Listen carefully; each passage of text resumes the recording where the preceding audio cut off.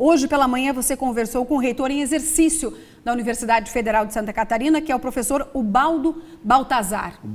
Ubaldo César Baltazar, que a priori, por decisão do Conselho Universitário, Diane, fica até final de abril, início de maio, portanto tem um semestre pela frente. Não é candidato, ele fala isso na entrevista, primeira entrevista exclusiva que ele deu para uma televisão aqui do nosso estado. Interrompeu uma reunião para nos atender, muito gentilmente. E acho que é interessante acompanharmos que ele detalha toda a situação vivida pela universidade. A questão do ensino à distância a gente vai falar na sequência, né? Sim, vamos falar na sequência. Então vamos à entrevista. Do César Baltazar, essa interinidade à frente da reitoria tem como primeiro desdobramento hoje, sexta-feira, entre o feriado e o fim de semana, o encaminhamento de um ofício ao MEC, propondo a realização de eleições diretas até 26 de abril? Seria isso? Seria isso como uma consequência das duas sessões do Conselho Universitário na última quarta-feira. Na primeira foi decidido a questão do processo sucessório, como se dará. Foi aprovada a formação de uma comissão, digamos, uma comissão eleitoral, que vai preparar as datas. Estabeleceu um cronograma, né? Um cronograma de trabalho. O prazo para encerramento do processo foi estabelecido pelo Conselho até 26 de abril. Essa foi a orientação. E essa comissão será formada na próxima segunda-feira? A partir de segunda-feira nós receberemos as inscrições e tão logo tenhamos todos os nomes dos representantes das três categorias, professores, servidores e alunos, ela será formalizada e ela começa os trabalhos imediatamente. Inclusive estabelecendo o prazo para inscrição de candidaturas, né? Sim, ela vai estabelecer o calendário da eleição. É uma nova eleição para a escolha de um novo reitor. E como decano do Conselho Universitário, que respondeu pela presidência e agora pela reitoria interinamente, não será candidato? Não serei candidato. Será magistrado na condução do processo? Conduzirei o processo, espero que transcorra com normalidade, como sempre foram as nossas eleições, as nossas consultas à comunidade universitária. E espero que saia tudo a contento, mas garanto desde já, realmente não sou candidato. E o Ministério da Educação acatará essa proposta da universidade, do Conselho Universitário?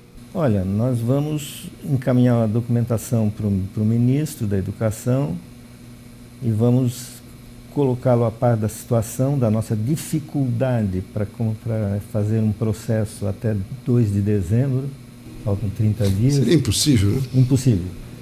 E considerando a tradição na nossa universidade de fazer uma consulta à comunidade, que seria o processo eleitoral, já desde 1985 que a universidade faz isso, não seria bom para uma nova gestão ser escolhida a portas fechadas pelo Conselho Universitário? Seria um retrocesso, né? Seria um enorme retrocesso. E nós temos o problema do prazo, que é mais da metade do mês de dezembro, janeiro, fevereiro. O primeiro semestre em 2018 começa dia 26 de fevereiro. Então nós temos aí 2 meses e meio que a universidade praticamente parada. Agora, essa transição que será feita, até com o novo processo eleitoral, a par disso, é fundamental também que a universidade retome suas atividades. Esse é o seu desafio também, né? Não tem dúvida. O grande desafio agora é colocar, que eu tenho dito, voltarmos aos trilhos. A nossa universidade, com tudo que aconteceu e vem acontecendo, nós estamos realmente com um problema de autoestima. Sem dúvida. E nesse momento a serenidade é fundamental. Não só a serenidade, mas como também a determinação para restabelecer os trabalhos, né? É isso que nós precisamos. Qualquer agrupamento humano precisa de orientação. Verdade. E comando, né? E comando.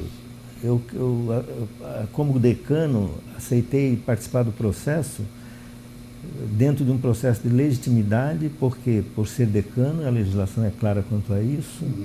Foi uma decisão unânime do Conselho, o que me dá uma certa legitimidade para conduzir esse processo. E estamos em reunião agora pela manhã, justamente com todos os secretários e pró-reitores, para restabelecer a equipe original do professor Canceller para tocar isso até abril. Muito bem, muito grato e sucesso no desafio e na empreitada. Muito obrigado, agradeço também e vamos trabalhar. Vamos ver o que vai dar. Sucesso, muito grato. Muito obrigado. Muito bem. Agora, um outro tema que não foi objeto da entrevista diz respeito justamente à questão da suspensão do ensino à distância, que, aliás, foi objeto da investigação Polícia Federal, Ministério Público, que culminou com o afastamento do ex-reitor Luiz Carlos Cancellier. E o professor Áureo Moraes, chefe de gabinete de Cancellier, e que também já foi reempossado pelo atual reitor, o Baldo César Baltazar, ele nos informa o seguinte, que, na verdade, não houve uma decisão institucional de suspensão. O que está ocorrendo é que alguns cursos estão cancelando algumas atividades por conta do não repasse de recursos. Outros, por sua vez, estão adotando outras soluções, como concentrar aulas, viajar pagando do próprio bolso do professor. Institucionalmente, estamos ainda negociando com o CAPES, que é a Coordenação de Aperfeiçoamento de Pessoal de Nível Superior, para tentar que eles revejam a posição de suspender os recursos. Pratos. Agora há pouco, Prisco, eu ouvi falar sobre ponto facultativo. Você trabalha num posto de gasolina, numa farmácia, numa loja, você trabalha no jornalismo. Alguém o dispensou do trabalho hoje por ser ponto facultativo? Quem assina ponto facultativo no funcionalismo público tem que ser preso. É falta de respeito com a população que trabalha e que produz o PIB nacional. Era só o que faltava. Ponto facultativo. E o camarada fica em casa.